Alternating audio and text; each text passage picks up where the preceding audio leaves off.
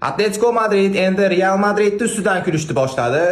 Boshida Barselona Alvaresga 100 million euro taklif qilganda, o'zining Twitter sahifalarida, Instagram sahifalarida Barselona bizga hech qanaqasiga pul to'lamadi. Biz ham endi chiqaramiz deb Lamine Yamal, Rafinhaga o'xshagan futbolchilarga biz qiziqish bildiryapmiz va bizga o'tyapti ular degan xabarlar chiqarib yuborishdi Barselona ustidan kulgan holatda.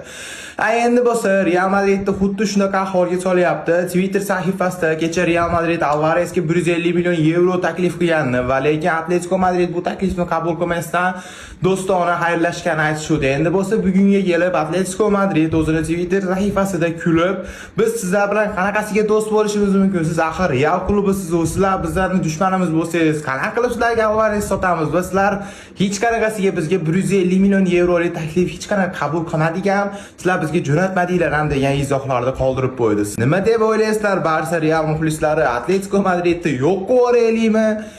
Shunaqa asabni buzyapti. Bitta Alvares uchun, yaxshi ham bir Messi, Ronaldo ularda o'ynamagan, agarda o'ynaganda butun dunyoda tupurib tashardi.